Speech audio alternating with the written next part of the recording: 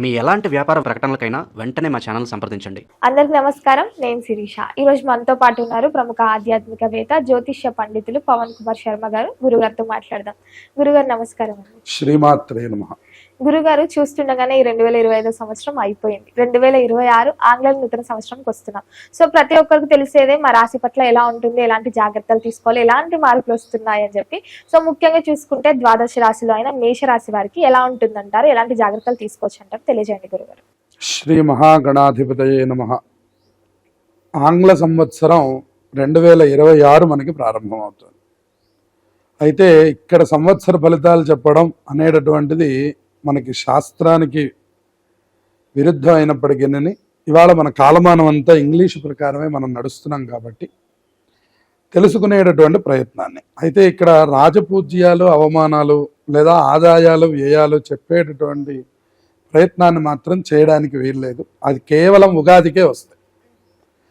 ఇప్పుడు మనం దీర్ఘ సంచార గ్రహాలు అని మనం చెప్పుకునేటటువంటి గురు, శని, రాహుకేతువుల యొక్క సంచారాన్ని 4 గ్రహాలది అనుసరించి అసలు ఏ రాశి వారికి ఏ ఫలితాలు ఉంటాయి అనే విషయాన్ని మాత్రమే మనం చెప్పుకోగలం. కానీ మిగతా సంవత్సర ఫలాలు అనేటటువంటి మాట అనడానికి పూర్తిగా సరిపోదు.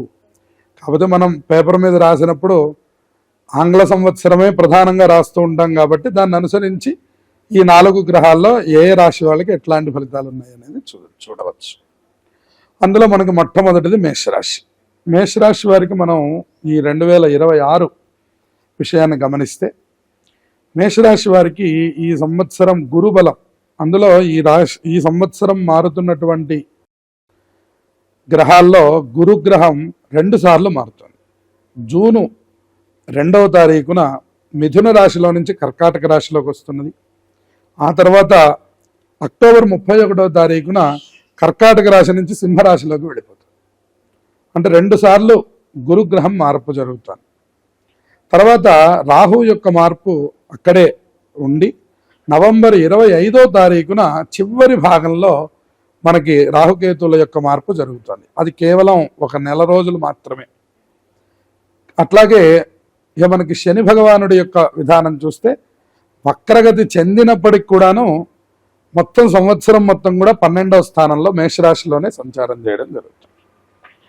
మొత్తం మీద ఈ రాశి వారికి మనం గమనించినట్లయితే మేషరాశి వారికి కొంత అనుకూలమైనటువంటి సమయం పర్సంటేజ్ ప్రకారం చూస్తే 40% మాత్రమే అనుకూలంగా ఉంది అని చెప్పాలి.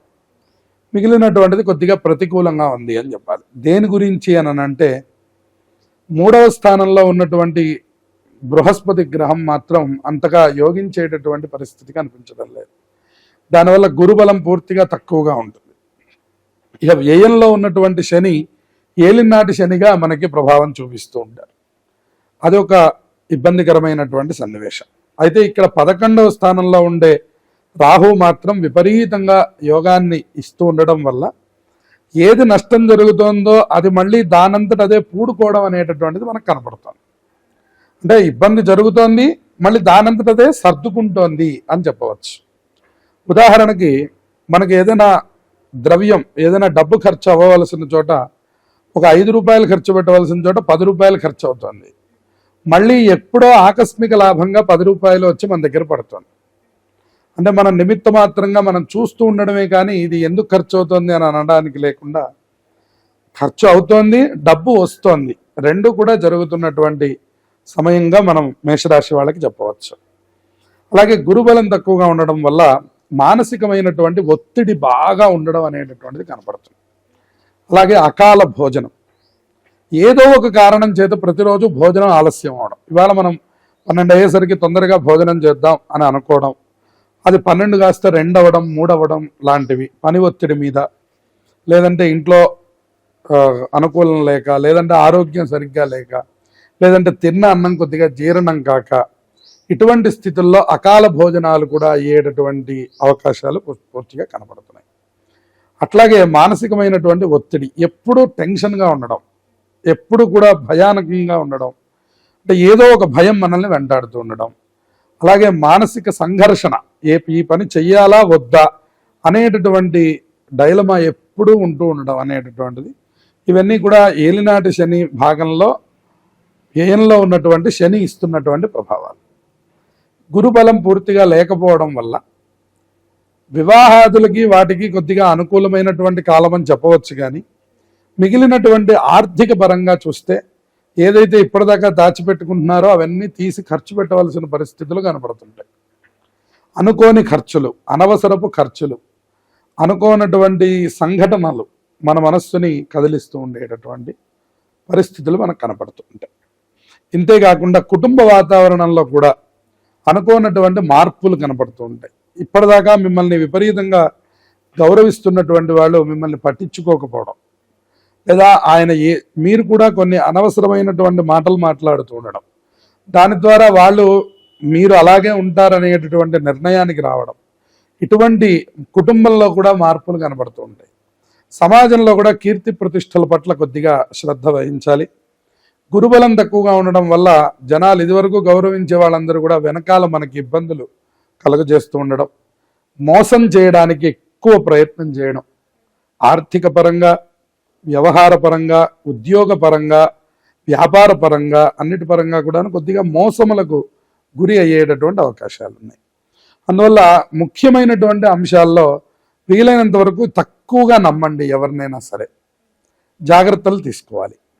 అలాగే ఆర్థిక పరంగా మీకు ఎంత డబ్బు ఖర్చు అవుతుందో అంత డబ్బు రాహు యొక్క బలం వల్ల, ఎందుకంటే రాహు 11వ స్థానంలో మంచి యోగాన్ని అందిస్తున్నాడు కాబట్టి ఎంత వెళ్ళిపోతుందో అంత డబ్బు మాత్రం ఆదాయపరంగా బాగానే ఉంటుంది.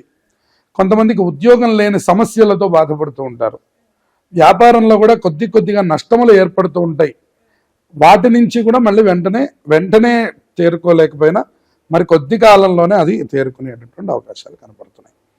అలాగే చిన్న చికాకులు ఎప్పుడు వెంటాడుతూ ఉంటాయి. ఆరోగ్య సమస్యలు కూడా ఏర్పడేటటువంటి అవకాశం ఉంది.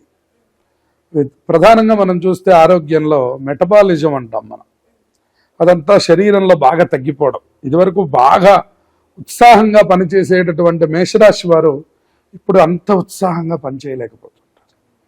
అంటే మనలోని ఉత్సాహం తగ్గుతోంది అని అర్థం అన్నమాట.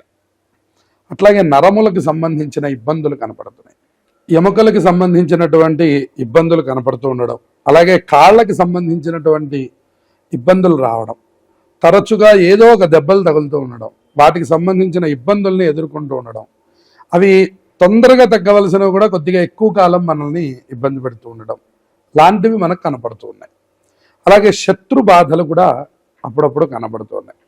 మన దగ్గర చాలా నమ్మకంగా పనిచేసినటువంటి వాళ్ళు, మనవాళ్ళు అని అనుకున్నటువంటి వాళ్ళు రివర్స్ అయ్యి మనల్ని ఇబ్బందులకి గురి చేసేటటువంటి పరిస్థితులు కూడా ఈ రాశి వారికి కనబడుతూ ఉన్నాయి.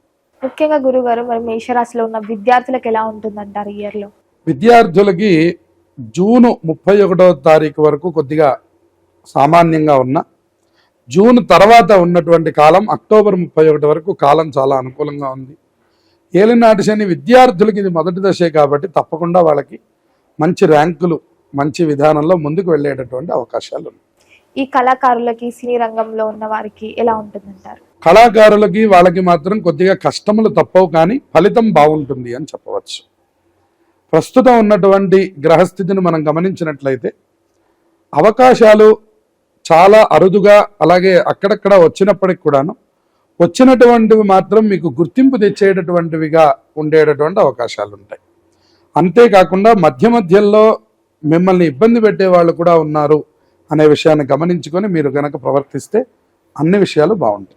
గురుగారు, ముఖ్యంగా ఈ ఇయర్ అంతా వీళ్ళకి అనుకూలంగా ఉండాలంటే ఏ దైవాన్ని పూజించమంటారు, ఎలాంటి పరిహారాలు చేసుకోవచ్చు అంటారు మేషరాశి వాళ్ళు?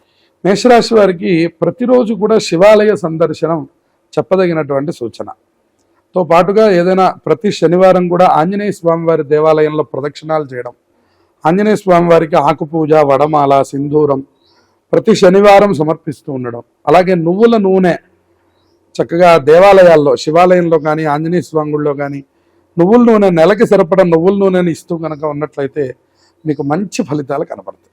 గురుగారు, మొత్తం మీద 2026 ఆంగ్ల నూతన సంవత్సరం మేషరాశి వారికి ఎలా ఉండబోతుంది, ఎలాంటి జాగ్రత్తలు తీసుకోవాలో తెలియజేసినందుకు ధన్యవాదాలు. శుభమస్తు.